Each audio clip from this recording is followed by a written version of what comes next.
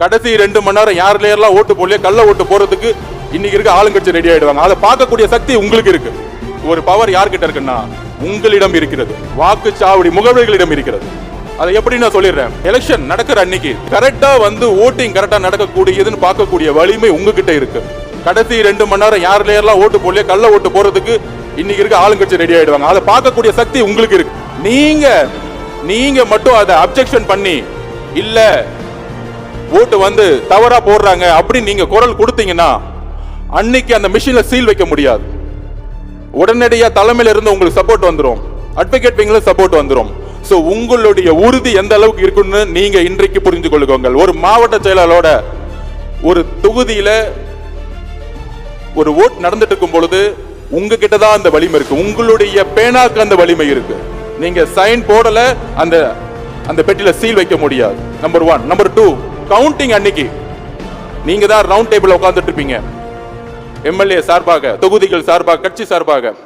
அப்பொழுது கவுண்டிங்ல ஏமாற்றப்பட்டால் அந்த அலுவலர்களோ இல்ல அந்த கட்சியோ ஆளுங்கட்சி மூலமா ஏமாற்றப்பட்டால் நீங்க அப்ஜெக்ஷன் தெரிவிச்சீங்கன்னா ரிசல்ட்டை டிக்ளேர் பண்ண முடியாது. ஒரு எம்எல்ஏவோட ரிசல்ட்டை டிக்ளேர் பண்ண முடியாத அளவுக்கு உங்களுக்கு வலிமை இருக்கிறதை நீங்க புரிஞ்சுக்கோங்க. அதுதான் வாக்குச்சாவடி முகவர்களுடைய உண்மையான வலிமை. அப்புறம் இப்போ ஒரு தலைவர் வந்து வழிகாட்டுல ஒரு புக் கொடுப்பாரு, அந்த பிரசன்டேஷன் போடுங்க. கோவை தெற்கு, கை தூக்குங்க பாப்போம். கோவை தெற்கு. ஒரு எக்ஸாம்பிள் சொல்லிடுறேன் எப்படி நம்ம வேலை பார்க்கணும் அப்படின்னா, இதுதான் கோவை தெற்குடைய பழைய வரலாறு நம்ம வந்து உள்வாங்கணும். 2021 தேர்தலில் ஒவ்வொரு பூத் வைஸா உங்களுடைய தொகுதியில எலெக்ஷன் கமிஷன் அனௌன்ஸ் பண்ணியிருப்பாங்க எவ்வளவு வாக்காளர்கள், அதுல ஆண் பெண் என்ன, இளைஞர்கள் என்ன அப்படிங்கிற லிஸ்ட் நீங்க எடுத்துக்கலாம்.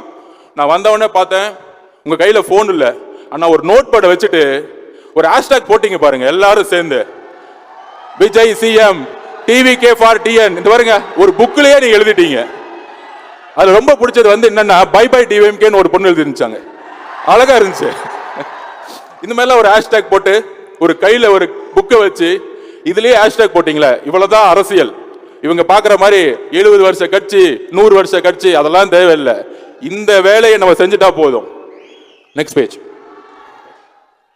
இதுல வந்து உங்களுக்கு டீடைலா வந்திருக்கும். கோவை தெற்கு தொகுதியில 2021 படி 253 பூத்தஸ். இந்த 253 பூத்தஸ் தான் உங்களுடைய முக்கியமான குறிக்கோள். அதுல வந்து எத்தனை வந்து ஓட் பேங்க் இருக்கு. ஒரு பூத்துக்கு சராசரியா 1100 ஓட்டர்ஸ் இருப்பாங்க. 300 குடும்பம் 400 குடும்பம். அதாவது தலைவர் பிரச்சாரம் பண்ணுவாரு, மக்கள்கிட்ட ரீச் ஆயிடுவார். ஆனா நம்மளுடைய குறிக்கோள் என்ன இருக்கணும்னா, ஒரு தொகுதிக்கு நம்மளுடைய வாக்குச்சாவடிகள் முகவர்கள் கிட்டத்தட்ட 300 இருந்து 400 குடும்பம் இருக்கும், 1800 ஓட்டு. நம்மளுடைய போராட்டம், நம்மளுடைய மக்கள் பிரச்சனை, தலைவர் சொன்ன மாதிரி தான், ஓட் பேங்காக கிடையாது, மக்களுடைய பிரச்சனைகள், மக்களுடைய போராட்டம், மக்களோட எப்படி நம்ம வந்து ஒன்றிணைவது. அப்படி ஒரு 350 பேரை ஒவ்வொருத்தரும் ரீச் பண்ணிட்டோம்னா, இப்ப சொல்றாங்களே கூட்டணி என்ன, கூட்டணி இருந்தா என்ன, டிவிகே டிஎம்கேன்னு வந்துடக்கூடாதான், டிவியில் உட்காந்து பேசிட்டு இருக்காங்க. அப்படி வந்துட்டா என்ன ஆகும், டிஎம்கே தோத்துரும் அப்படிங்கிறதுக்காக ஒரு உளவியலை கிரியேட் பண்றாங்க. அந்த உளவியலை உரைக்க முடியும் வரலாற்றுடைய, அதாவது பாஸ்ட் பிரசன்ட் அண்ட் ஃபியூச்சர்னு சொல்லலாம்.